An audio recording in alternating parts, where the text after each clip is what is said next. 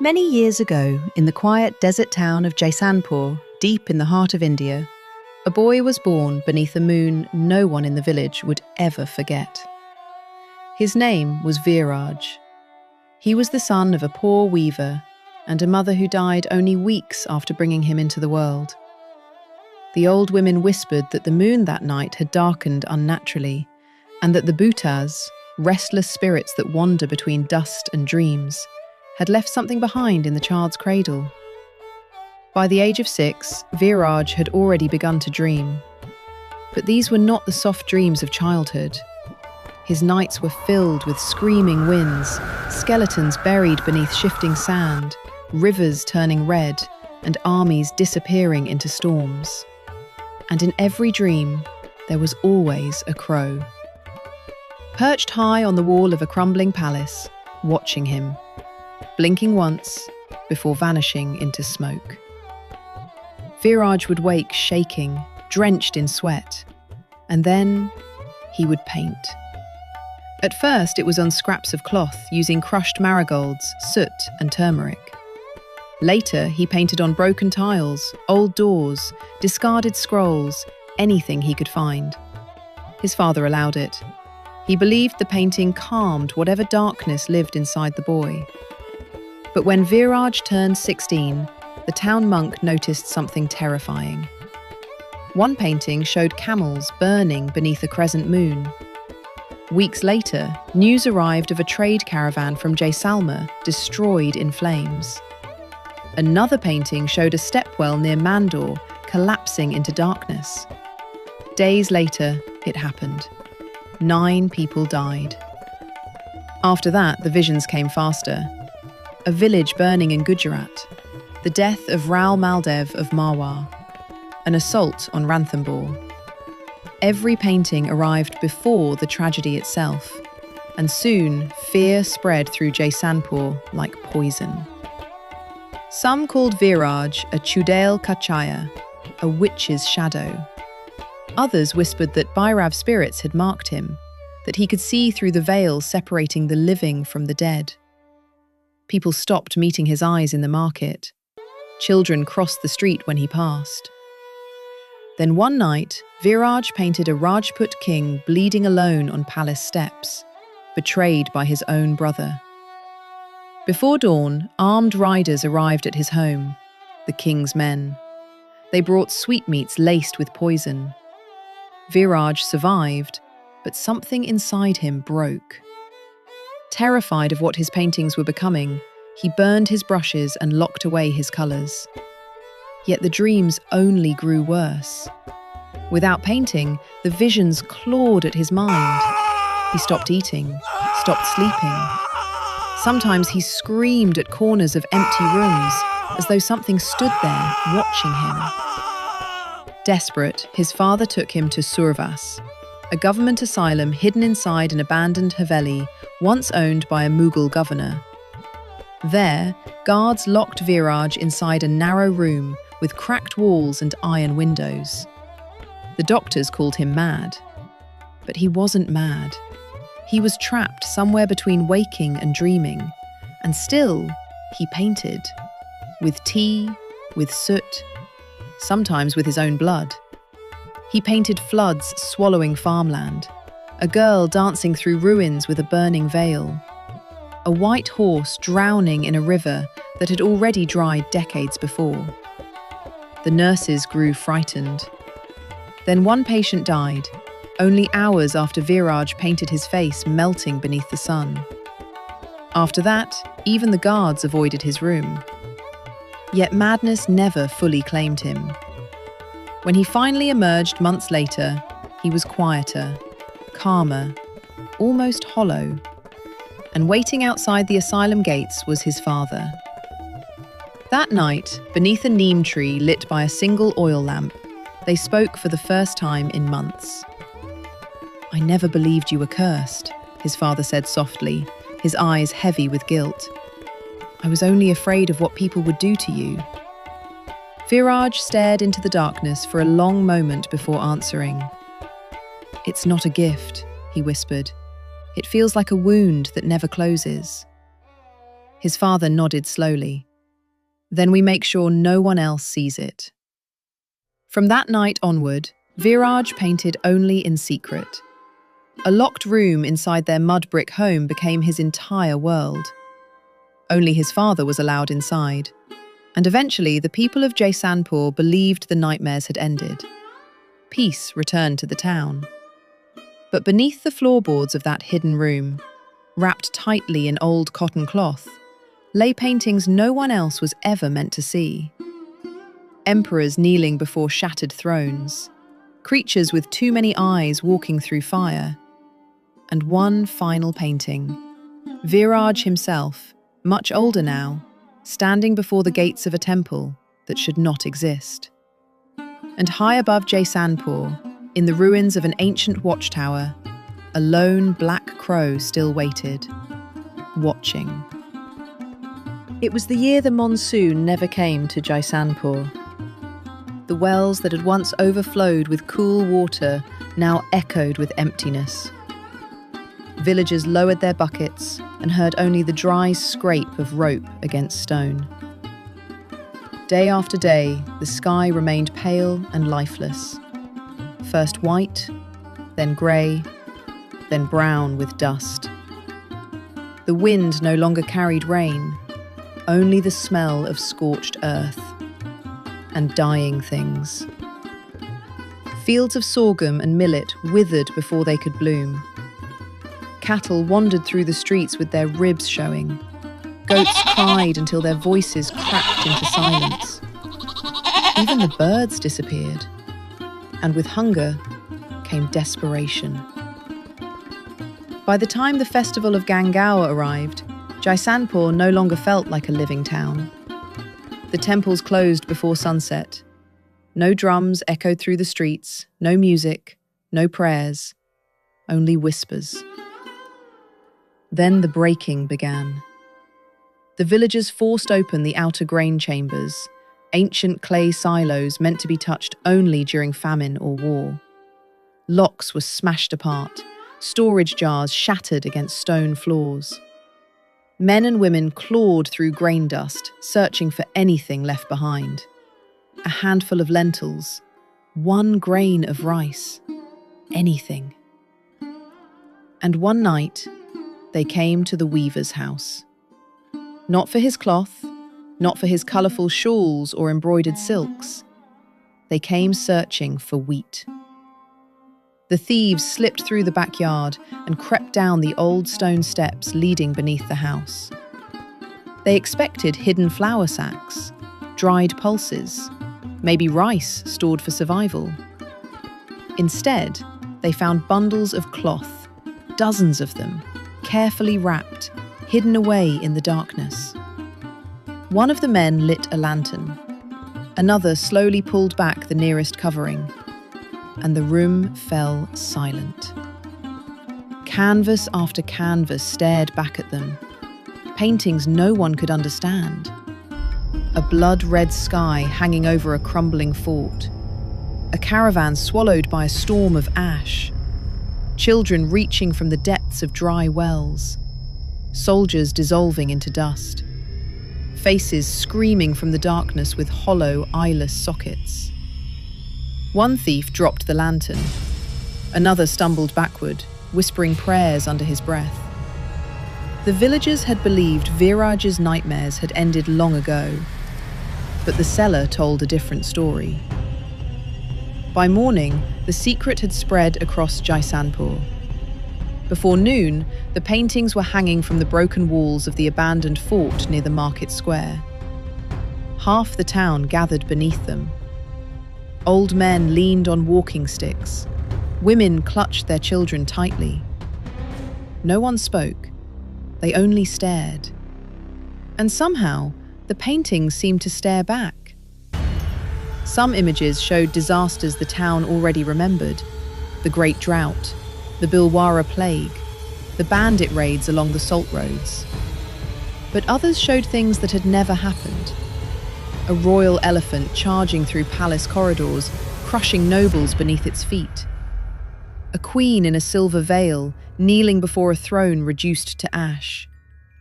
a palace courtyard flooded with blood beneath a blackened moon. Fear spread through the crowd like wildfire. Priests muttered prayers. Shopkeepers painted turmeric across their doorways. Children began crying without understanding why. And by evening, the king's guards arrived. Without a word, they tore the paintings from the walls, rolled them tightly, and carried them into the inner chambers of the fort. Behind locked iron doors, the Rana summoned astrologers, mystics, scribes, even a reluctant scholar from Udaipur. For 3 days and 3 nights, they argued. Was Veerraj a prophet, or something far worse? Then the paintings began coming true. In Bundi, a nobleman was trampled to death during a royal procession after his elephant suddenly turned violent. In the north, a young prince returning from China was poisoned by his own brother. Every tragedy had already appeared on Veerraj's canvas. But one scholar noticed something even more terrifying. Not all the events were being predicted. Some seemed to happen because they had been painted. The future, he wrote in his journal, bends toward his brush. When the Rana heard those words, fear took hold of him. He gave a single order: find the painter. Not to kill him, to control him. If Veerraj could dream disasters, perhaps he could also dream victory. But by then, Veerraj was already gone. His father had seen the way people looked at his son now, not with fear alone, but hunger, as if the paintings whispered secrets they wanted to possess. That night, beneath the flicker of a mustard oil lamp, the old weaver spoke quietly. "This curse cannot survive inside a cage," he told his son, "and neither can you." Before dawn, Veerraj was hidden beneath sacks of spice in a merchant's cart and smuggled out of Jaisanpur. He crossed the Thar desert beneath cold moonlight, past abandoned watchtowers, past dead trees beside forgotten caravan roads, past stepwells filled with sand and memory. The journey lasted weeks. He barely slept, barely spoke, and eventually, far beyond the deserts of Rajasthan, he reached the mountains of Koi Baba near Mazar-e Sharif. There, surrounded by almond groves and snow-fed streams, stood a lonely stone house. For the first time in years, Veerraj found silence. And for a while, he stopped dreaming. But far away, beneath the fort of Jaisanpur, the hidden paintings were not still. Their colours began to shift. Slowly, almost invisibly. A shadow stretched farther across one wall. A face turned slightly toward the viewer. An army banner changed its symbol, as though somewhere in the darkness, an unseen hand was still painting. For the first time in his life, Veerraj knew peace. In the quiet village outside Mazar-e Sharif, he woke with the sunrise and slept beneath vast mountain skies untouched by memory. There were no nightmares, no migraines, no voices waiting in the dark. He worked a small patch of stubborn land where onions, spinach and chickpeas pushed through the dry soil. Chickens wandered around his feet, unbothered by his silence. On market days, he travelled into the city for labour work or supplies. And sometimes, he laughed. Softly, rarely, but the laughter was real. Most importantly, he had stopped painting. 6 months passed without a single vision. Not one brushstroke, not even a dream. And slowly, Veerraj began to believe the mountains had buried the curse forever. But far away, back in Jaisanpur, something had begun to change. Deep beneath the Rana's castle, inside a locked archive chamber thick with dust and cobwebs, one of Veerraj's old paintings had started shifting. At first, it was barely noticeable. A shade of crimson darkened, a cloud stretched wider across the sky. Then new shapes began appearing where none had existed before. The painting, once showing a peaceful village celebration, now revealed dark figures emerging along the horizon.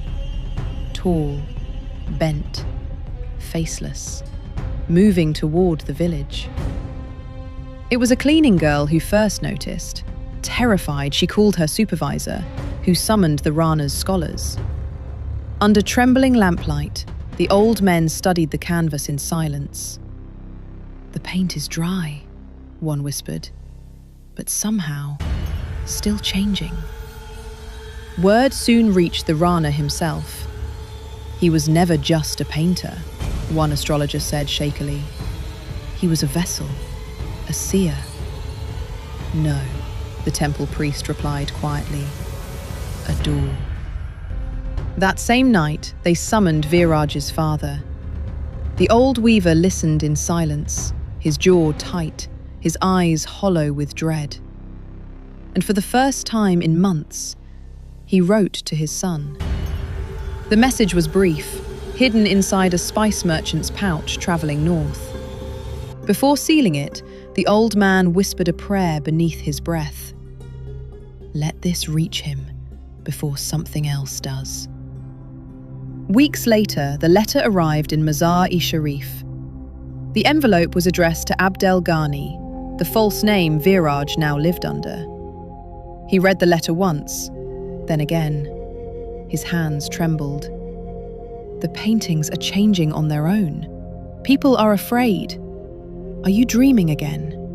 Please, tell me the truth." But Veerraj had no answers. He had not dreamed in 6 months, not once. Still, something about the letter unsettled him deeply. That night, sleep came slowly, and when dawn arrived, he woke drenched in sweat. But he remembered nothing. Later that day, he spoke to Hussein, a farmer from a nearby village. "I think I walk in my sleep sometimes," Veerraj admitted carefully.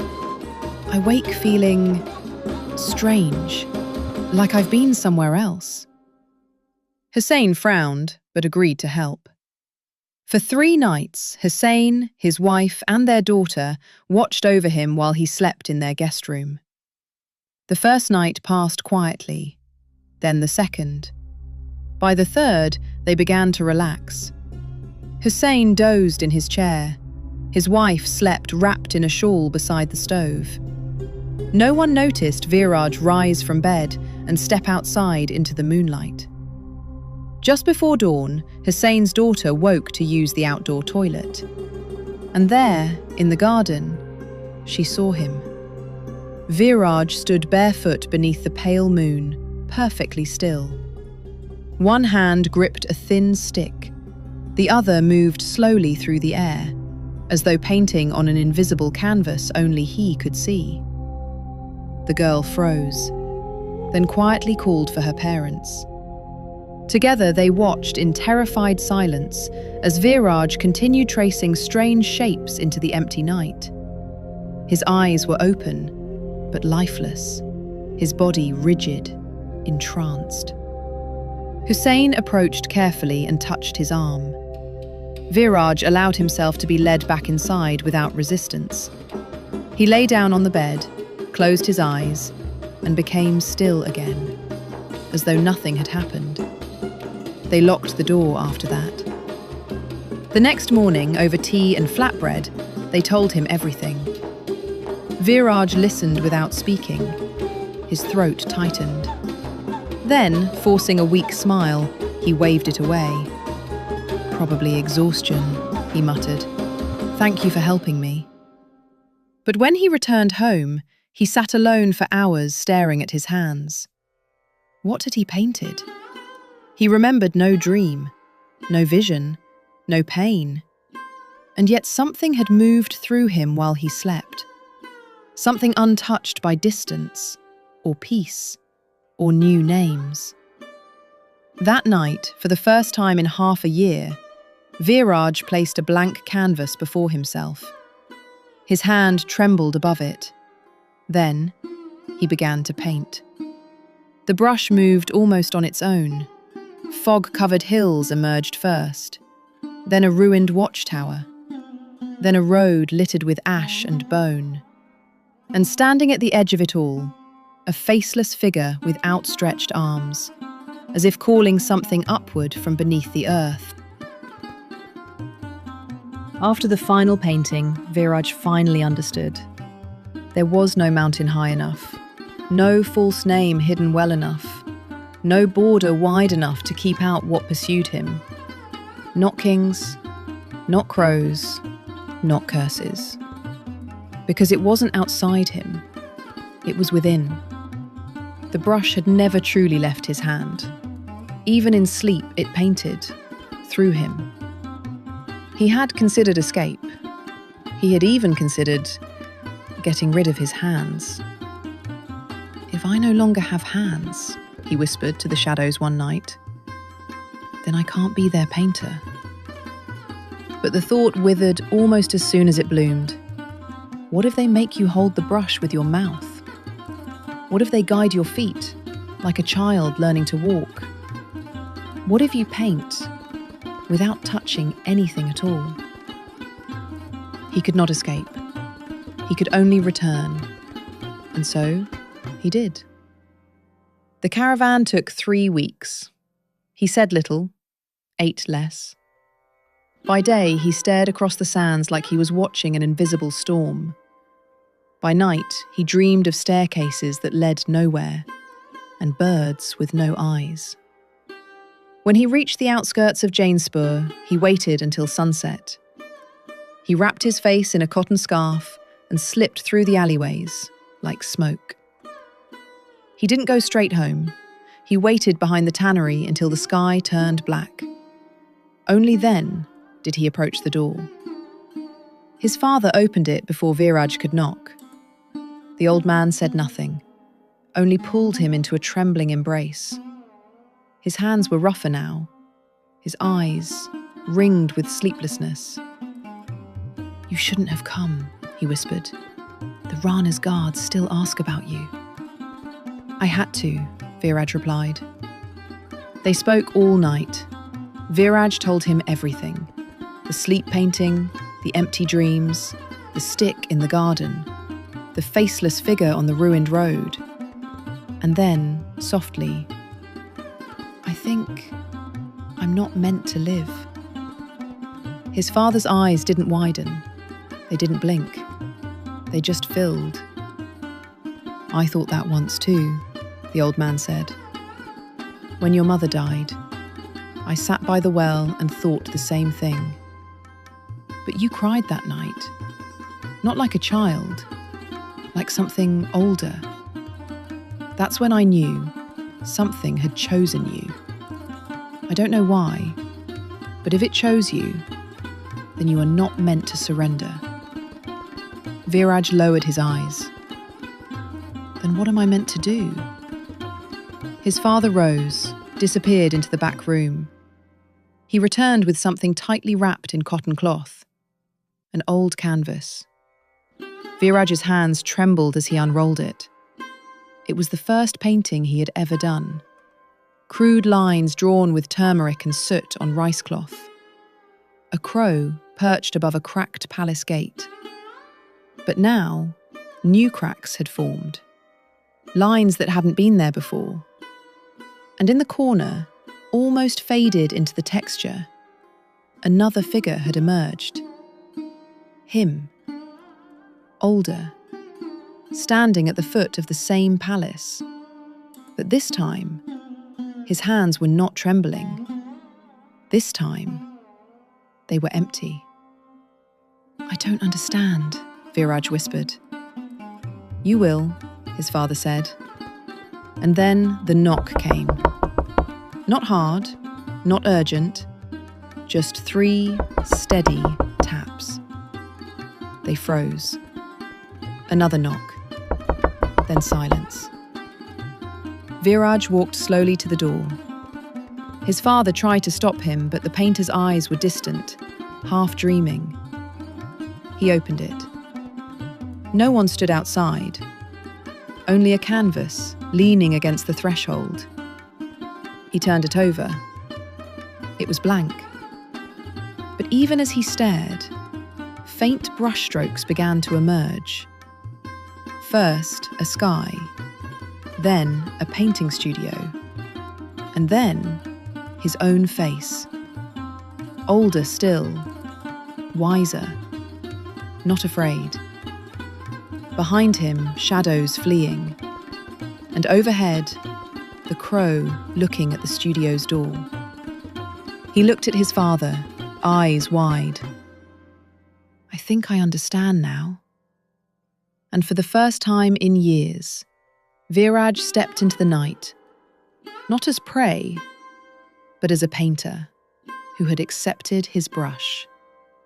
He thought the power was a curse, one that chained him to horror, to visions of death. But the final painting showed something else. It wasn't fate that hunted him. It was fear. Fear of what he could become if he stepped fully into the gift. He had never been just a mirror. He had never been just a door. He was a guide, able to see what others could not, and perhaps to change it. The future doesn't come to those who run. It comes to those brave enough to stand with an empty canvas and still choose to paint. Somewhere above, a crow blinked once, slowly, then vanished into smoke. Years passed, Jaisanpur changed. New rulers came, droughts ended, markets returned to life. But in quiet corners, around fires at night, Veerraj's name still lingered like a half-remembered song. Some said he died. Others claimed he vanished into the desert and became a ghost. And now, our story ends here. Thank you for following us on this journey, through shadows, mystery, and ancient secrets. If stories like these are your kind of stories, the ones that linger long after the night ends, don't forget to subscribe so you never miss the next tale. There are many more mysteries waiting for us, from places all around the world. Until then,